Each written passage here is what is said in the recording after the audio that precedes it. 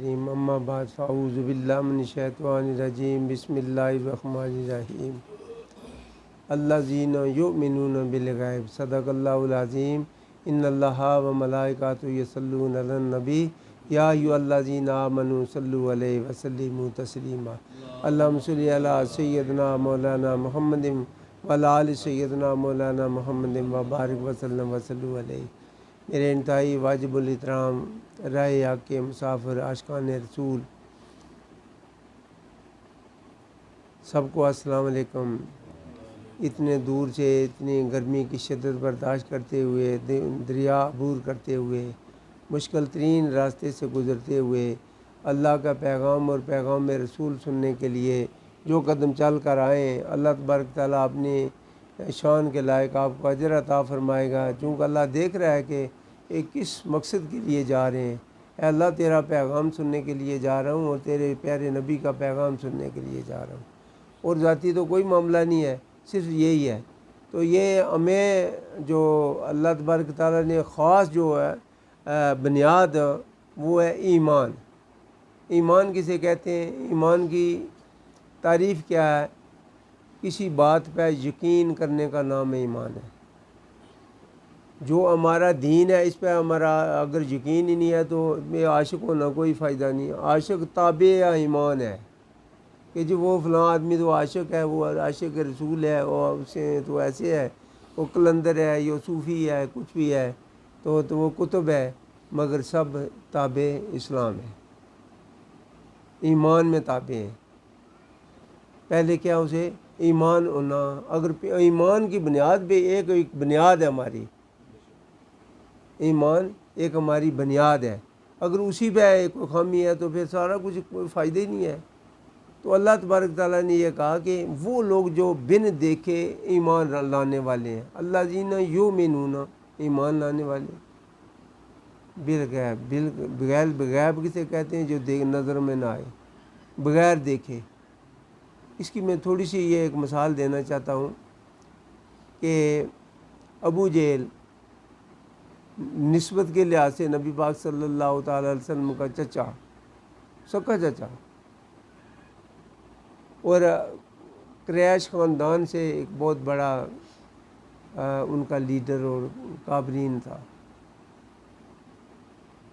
تو اس نے کہا کہ اے محمد صلی اللہ علیہ وسلم، چونکہ ہمارے تو رسول ہیں مگر وہ تو نہیں مانتے تھے کہ ہماری مٹھی میں کیا ہے، تو میرے آقا حضور نے ارشاد فرمایا مٹھی والے بتا دیں، مٹھی والے ہی بتا دیں۔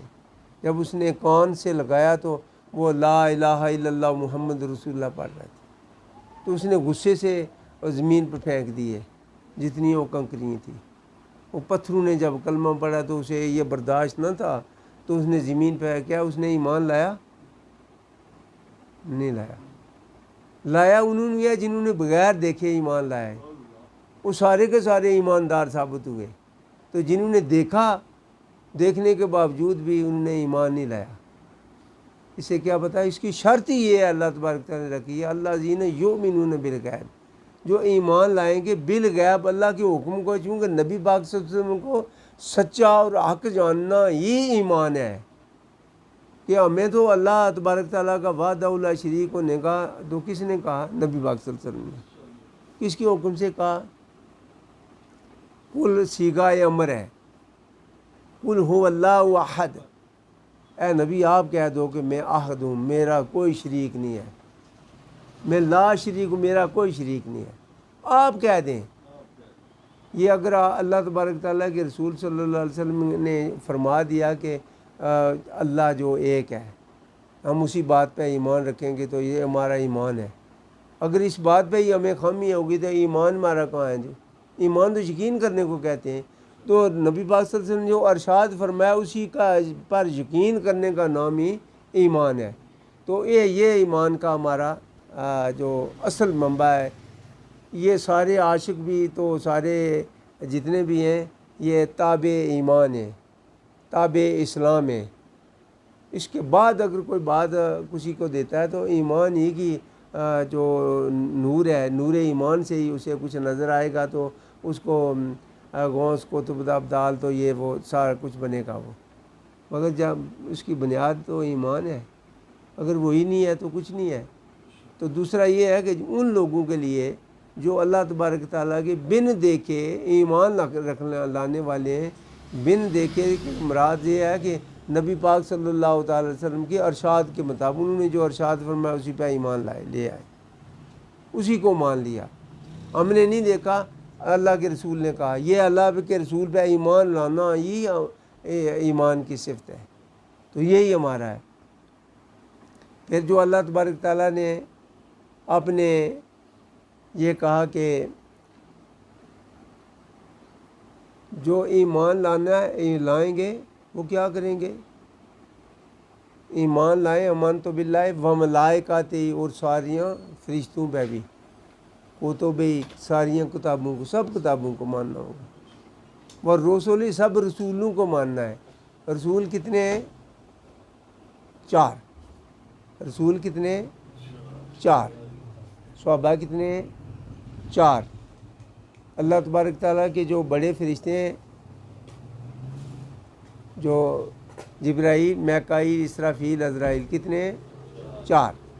یہ اس پر بات رکھنا کہ یہ اللہ تبارک تعالیٰ کے رسول نے جو فرمایا ان باتوں کو ماننا ہوگا، ان باتوں کو ہی ماننا ہوگا۔ اگر اس پہ ایمان نہیں رکھیں گے، ہم ایک ہی کسی کے نبی کو انکار کریں گے تو وہ بھی گستاخی رسول میں آئے گا۔ سب نبیوں کے حکم کو ماننا ہوگا۔ اس سے کہ کیا پتہ چلا؟ توریت، زبور، انجیل، قرآن کریم ساری کتاب سچ ہیں، بالکل برحق ہیں، اور اسی لیے ہم کسی دوسرے نبی کو آج تک نہ مانیں گے اور نہ ماننا چاہیے، اس لیے کہ دین مکمل ہونے کا اللہ تبارک تعالیٰ نے ختم النبیین کا اعلان کر دیا ہے اسی قرآن میں، جو 4تھی کتاب ہے اس میں ختم النبیین ہونے کا اعلان کر دیا کہ اس کے بعد نبی نہیں کوئی ہوگا۔ پھر جو نماز ہے، نماز تمام جتنی بھی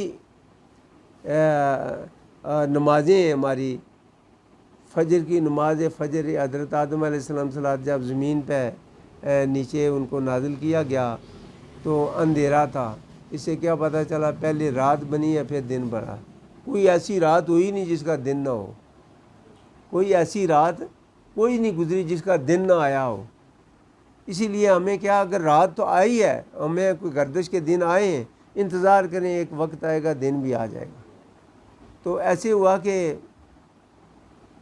اللہ کے رسول صلی اللہ علیہ وسلم، اللہ کے نبی حضرت آدم علیہ السلام جب زمین پہ اندھیرا تھا تو جب سورج نکلنے کی آمد میں روشنی پھیلنے لگی تو اللہ کے نبی نے آدم صفی اللہ علیہ السلام نے، ان کا نام کیا تھا؟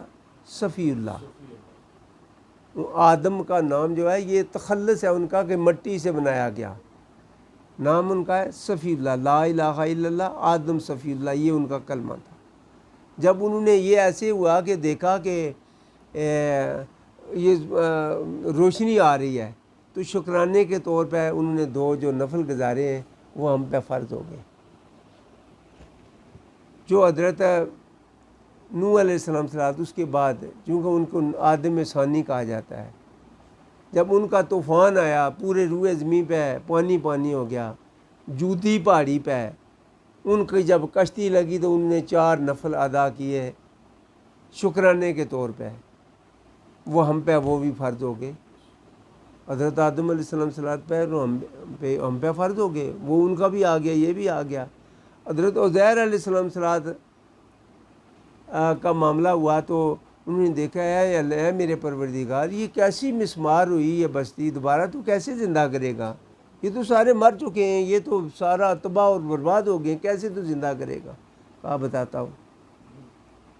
ایک درخت تھا، اس کے نیچے آپ نے سخت نیند کا غلبہ آیا تو اس درخت کے نیچے ایک طرف گدھے کو چھوڑا، اپنا جو کھانا تھا وہ مشروب تھا یہ اسی درخت کی ٹہنی کے ساتھ باندھ دیا، تو نیچے اس میں آرام کرنے لگے تو روح قبض ہو گیا، فوت ہو گئی۔ 100 سال تک وہ مرے رہے وہاں بتایا کہ بتانے لگا ہوں کہ آپ کیسے ہوئے ہیں۔ پہلے آنکھوں میں جان آئی، پھر وجود میں جان آئی، اپنی آنکھوں کے سامنے دیکھتے رہے، پورے وجود میں جان آئی۔ پھر انہوں نے پوچھا اللہ تبارک تعالیٰ نے کتنا عرصہ ہے عزیر، کتنا عرصہ رہے ہو؟ کہا کہ اسی دن کا کچھ حصہ سو گیا ہوں، یا اسی دن کا حصہ کچھ ہوں۔ کہا کہ تو 100 سال جہاں رہا ہو، اپنے گدھے کو تو دیکھ لے۔ جب گدھا دیکھا تو اس کی ہڈیاں سفید ہو چکی تھی، وہ بکھری پڑی تھی۔ وہ تو گدھا مر چکا تھا، اس کی ہڈیاں بھی سفید ہو چکی تھی 100 سال تک۔ پھر یہ دیکھا کہ گدھے کو آواز دے بکھری ہوئی ہڈیوں کو۔ یا تھوڑا سا یہ بھی دیکھ لینا کہ جس کو اللہ چاہتا ہے وہ سفید ہڈیاں بکھری ہوئی، نہ تو اس میں جان تھی، تو جب اللہ کے نبی نے اسے آواز دی تو ہڈیاں ساری کی ساری آپس میں ایک دوسرے کے ساتھ جڑی۔ اس پہ گوشت آیا، گوشت میں کھال آئی، کھال پہ بال آیا۔ تو آواز دی تو گدھا نے آواز دی کہ میں حاضر ہوں خدمت کے لیے۔ تو وہ ایسے ہوا۔ تو انہوں نے اس وقت اللہ تبارک تعالیٰ کی 4 نفل جو شکرانے کے طور پہ پڑھے، وہ ہم پہ فرض ہو گئی۔ اللہ تبارک تعالیٰ کو اپنے نبی کی بھی یہ ادا پسند آئی تو ہم پہ یہ فرض کر دی گئی۔ یہ جو حضرت داؤد علیہ السلام صلاۃ تھے، یہ ان کو کہہ سکتے ہیں کہ واقعی ان میں عشق میں کوئی کمی نہ تھی۔ یہ زیادہ تر اللہ تبارک تعالیٰ کے حمد و ثنا میں محو رہتے جنگلوں میں۔ جب یہ کچھ پڑھتے تو پتھر بھی نرم ہو جاتے۔ یعنی ان کی آواز میں سب سے آواز اگر کسی نے نعت اور حمد پڑھی ہے تو حضرت داؤد علیہ السلام صلاۃ سے یہ ان کی سنت ہے۔ تو آج یہ دیکھیں کچھ کر رہے ہیں لوگ، مگر دیکھیں یہ اس کی پیچھے مثالیں موجود ہیں۔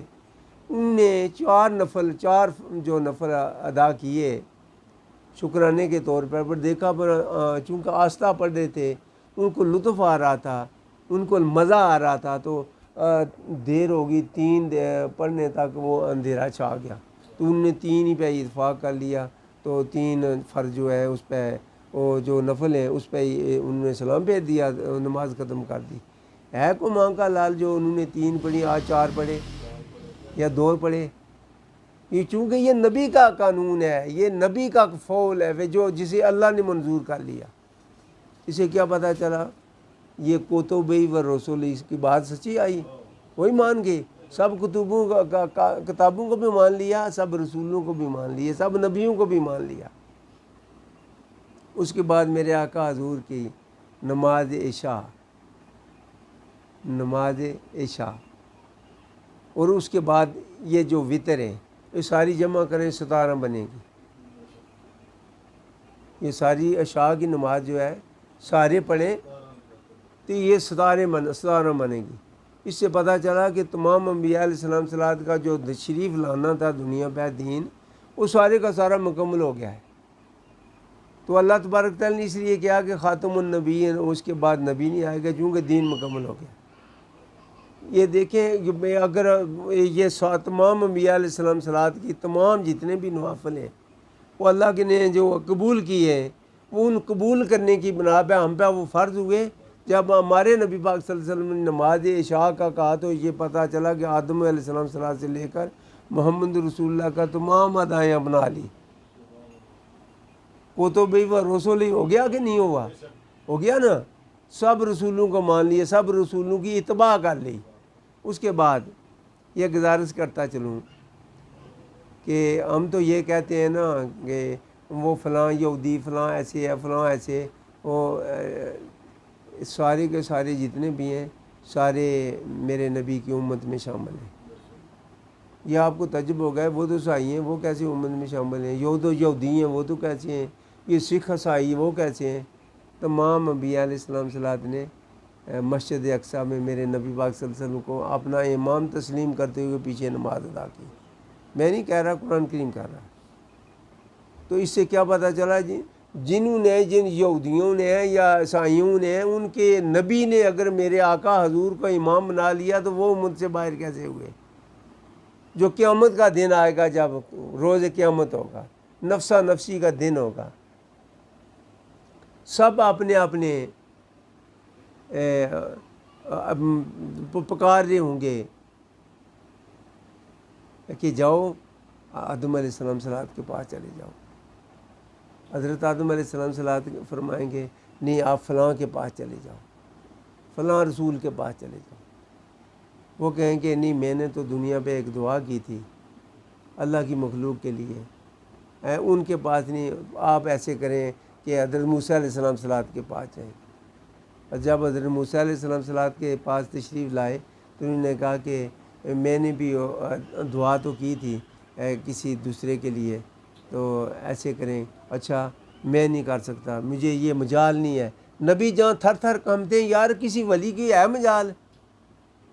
یار تھوڑا سا یہ تو سوچ لیں کہ ولی کو کس نے اتنا بڑا اختیار دے دیا، میں یہ کرتا ہوں یہ ہو جاتا ہے، میں یہ کرتا ہوں یہ ہو جاتا ہے۔ یار کیوں جھوٹ بول رہے ہو؟ یار محتاج ہیں ہم اس کی رحمت کے، ہم نے تو اس کی رحمت کے محتاج ہیں، ہم تو اس کی رحمت کے محتاج بن کر جائیں گے، اس کی رحمت کی بھیک مانگنے جائیں گے؟ اپنے اختیارات یا اپنے آپ کو اندر اگر تکبر کا ایک رائی تک بھی موجود ہے تو اب نور ایمان سے بالکل صاف ہے، کوئی نور ایمان کی کوئی گنجائش ہی نہیں ہے یہاں۔ یہ سب سے یہ تکبر جو ہے یہ عزازیلی کام ہے، یہ شیطان کا کام ہے۔ مسلمان کا امن و سلامتی والا، اس میں تکبر کہاں ہوتا ہے؟ اس میں تو تکبر نہیں آئے گا۔ تو جو ایسے ہوگا تو اس کے بعد اس چاروں کتابوں کو تسلیم کر لیا، تمام انبیاء علیہ السلام صلوات، حضرت آدم علیہ السلام صلوات کو لے کر محمد رسول اللہ تک تمام کی اتباع ہو گئی۔ تو میرے آقا حضور نے اعلان فرما دیا کہ آج دین مکمل ہے۔ اس کے بعد حضرت عیسیٰ روح علیہ السلام صلوات تشریف لائیں گے، تو ان کے بعد حضرت عیسیٰ روح علیہ السلام صلوات نے میں نے دنیا پر ہی کہہ دیا تھا کہ میرے بعد ایک نبی آئیں گے جن کا نام احمد ہوگا، اللہ کا نام رکھا ہوا احمد ہوگا، کہ وہ صفت والا محمد ہوگا جس کی صفت کی جائے۔ تو میں نے پہلے ہی کہہ دیا تھا انہی کے پاس جائیں گے۔ تو سب جو اپنے نبی جو نفسا نفسی کی پکار میں ہوں گے، میرے آقا حضور اپنی امت کو پکار دے ہوں گے۔ سب جو نبی ہیں وہ اپنی اللہ تبارک تعالیٰ کی بخشش کے لیے دعا کر رہے ہوں گے، مگر میرے آقا حضور اپنی امت کو پکار رہے ہوں گے، اے میرے پروردگار میری امت کہاں ہے؟ امت امت کرتے ہوں گے، امت کو پکار رہے ہوں گے۔ تو یہ جب سنیں گے باقی، یہ کون ہے کوئی اس وقت یہ کہہ رہا ہے کہ باقی سارے لوگ اپنے اپنے بات میں لگے ہوئے ہیں، تو یہ کون ہے جو اپنی امت کا فکر کر رہا ہے؟ تو سب جب وہ یہ آواز سن کر سب جمع ہوں گے جب حضور کی کچہری میں، تو حضور وہ بات رپیٹ ہوگی دوبارہ کہ میں یہ وہی لوگ ہیں جنہوں نے حضرت عیسیٰ روح علیہ السلام صلوات جو مسجد اقصیٰ میں، یہ سارے کے سارے میرے مقتدی بنے تھے، مجھ سے انہوں نے دعا کروائی تھی۔ ہاں بھائی، مجھ سے انہوں نے دعا کروائی تھی۔ تو پھر میرے حضور اپنی زلفیں اپنے ہاتھوں میں رکھ کر بارگاہ الہی میں، اس سے کیا پتہ چلا زلفیں ہاتھوں پہ رکھنے کا مطلب کیا؟ یہ عاجزی کا ایک ظاہر کرنا، گردن جھکائی، اس سے کیا پتہ چلا بارگاہ الہی میں سوائے عاجزی کے علاوہ کوئی گنجائش نہیں، بالکل کوئی گنجائش نہیں۔ جہاں نبی تھر تھر کانپتے ہیں اس کی جلال اور جمال کے سامنے، یار دوسرے کی کیا مجال ہے؟ تو میرے آقا حضور اپنی زلفیں نیچے ایسے گرا دیں گے، تو جھک جائیں گے، تو اپنی امت کے لیے اور تمام کے لیے بخشش کی دعا مانگیں گے۔ تو وہ جو اس وقت کا جو کربلا کا مقام ہوگا، جو فرض کیا کہ جو اشر کا اس وقت کا زمین تانبے کی طرح وہ گرمی نو نیزے پہ جیسے سورج آتا ہے تو گرمی کی شدت بڑھ جاتی ہے. یہ تھوڑا تھوڑا نشان آج بھی جائیں تو خانہ کعبہ میں دیکھ لیں جا کر. سعودی عرب میں وہ جگہ ہے جہاں اللہ تبارک تعالیٰ نے خانہ کعبہ تعمیر کروایا. وہاں کبھی نہ سردی آئی ہے نہ گرمی، وہ ایک ہی موسم پہ رہتا ہے. سیال میں جائیں تب بھی اتنی گرمی ہوگی، گرمیوں میں جائیں تب بھی اتنی گرمی ہوگی. اس سے پتہ چلا کہ یہ اسی کے نیچے ہے جس کی ساری کائنات ہے. یہ اسی کے نیچے ہے. کبھی گرمیوں میں جائیں تب بھی وہی، سردیوں میں جائیں موسم سرما میں جائیں تب بھی وہی گرمی اتنی ہوگی. اس سے پتہ چلا اسی کے ہم جو طواف کر رہے ہیں ساری کائنات کا ایک ایک ذرہ اسی کے گرد گھوم رہا ہے. تو اسی لیے ہمیں چاہیے کہ ایمان وہ چیز ہے، ایک یقین کرنے کا نام اسی نبی کو، جو نبی نے ارشاد فرمایا اسی کو حق جان کر اسی پہ ایمان رکھیں. تو جو اللہ کے رسول صلی اللہ علیہ وسلم نے ہمیں عنایت فرمایا اس پہ عمل کریں. پیروی رسول میں اس کو ایمان کہتے ہیں. تو اللہ تبارک تعالیٰ نے یہ فرمایا یا ایھا الذین آمنوا اتقوا اللہ، اے ایمان والے ڈرو اللہ سے. جس کا ڈر کا ذکر اللہ نے کہا ہو، کوئی معمولی ڈر تو نہ ہوگا، وہ تو بہت زبردست ڈر. جس کا ذکر ڈر کا اللہ نے فرما دیا اے ڈرو اللہ سے، وہ معمولی ڈر نہ تھا. اسی کو میں یہ آگے لے کر جاؤں گا کہ یہ جو اولیاء اللہ کو فلاں ایسے ہیں فلاں ایسے ہیں فلاں ایسے ہیں، یہ اس کا وجہ کیا ہے؟ جب اس کو اپنی اس ایمان کی روشنی سے اس دنیا کے حقائق اور نتائج منکشف جب ہو جاتے ہیں، اسی کو کامل ایمان کہتے ہیں. وہ دیکھ لیتا ہے جو دنیا کے جتنے بھی حقائق ہیں اس کے نتائج کیا ہوں گے، قبر میں کیا ہوگا تو حشر میں کیا ہوگا تو دوزخ میں کیا ہوگا تو جنت میں کیا ہوگا. اس کے حقائق اور نتائج منکشف ہونے کا نام کامل ایمان ہے. ٹھیک ہے نا؟ پھر وہ اس جب حقائق کو نظر آئیں گے، اسے انہیں نظر آئے گا تو پھر کیا وہ تھر تھر کانپیں گے، ہوش اڑ جائیں گے. پھر کبھی دائیں کبھی پاؤں کی طرف کبھی سر کی طرف یہ ایسے سسکیاں لے رہا ہوگا بارگاہ الہی میں. آپ نے جب تمام اعمال اس کے سامنے رکھ دیے جاتے ہیں، اس کے تمام جتنے بھی اعمال ہیں، جتنے اس کے خامیاں ہیں، اسے نظر آنا شروع ہو جاتی ہیں. میں نے بچپن سے لے کر میں 2 دن پہلے یا اللہ جتنی اس وقت کی آج مجھے جو یادداشت اتنی تیز ہوئی ہے، میں نے جو چھوٹا سا چھوٹا بھی کام کیا وہ بھی مجھے یاد ہے. یہ اگر اس تعلیم کے دور میں اس وقت میں اگر مجھے یہ تو اگر یہ یادداشت میری اتنی تیز ہوتی تو میں تو بہت آگے چلا جاتا تعلیم میں. مگر جب اللہ کی مرضی ہوتا اسی وقت ہے. جب یہ کائنات بنی، تخلیق ہوئی، اس سے پہلے 50,000 سال پہلے قلم کو بنایا گیا. تو اس کے بعد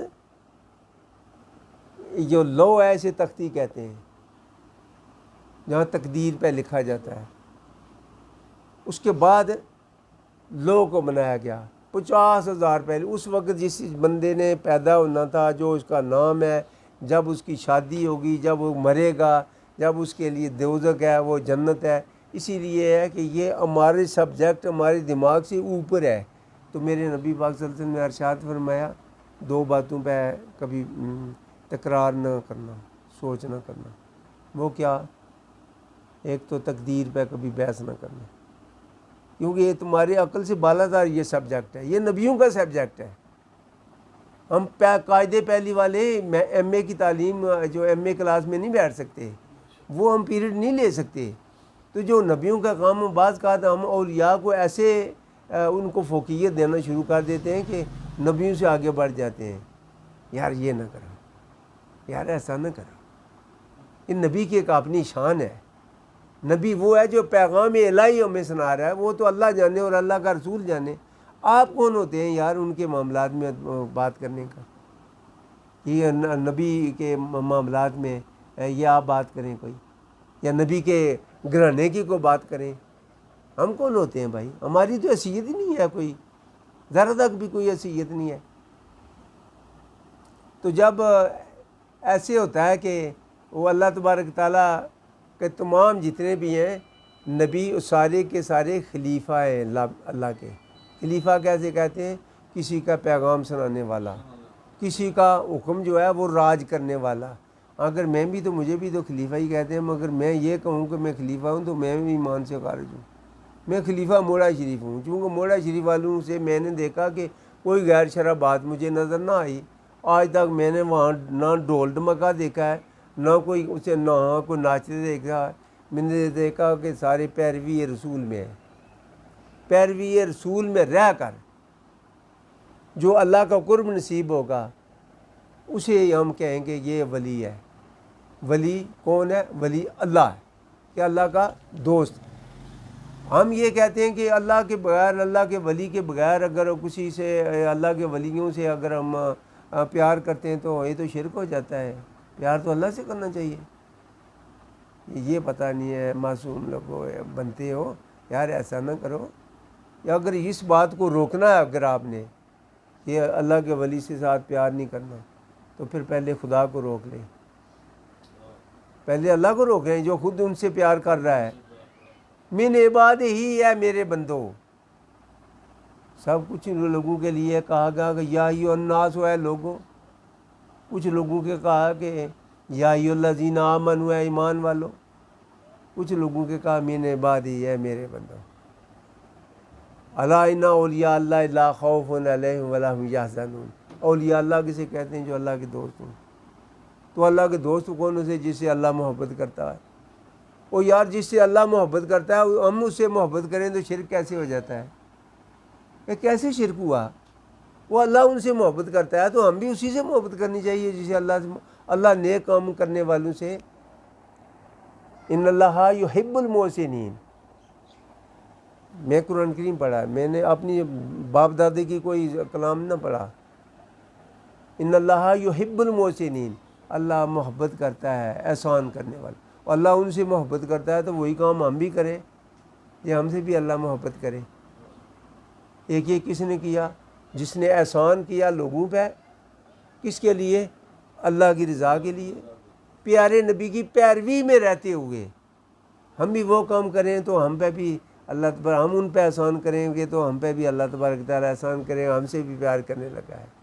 خدا رحم کرتا ہے رحم کرنے والوں پہ۔ اگر ہم کسی پہ رحم نہیں کریں گے، کسی کا حق چھینیں گے، اجلے اجلے کپڑے پہننے سے کچھ بات نہیں بنے گی۔ کہ ہم نے جو کھانا کھایا یہ دیکھیں وہ حلال بھی تھا کیا؟ اس میں سود کا پیسہ تو نہ تھا کیا؟ جو ہم نے اللہ نے مما رزقناہم ينفقون، جو ہم نے رزق دیا ہے اس میں سے خرچ کرو۔ تو زکوٰۃ دی ہے۔ واقیموا الصلاۃ وآتوا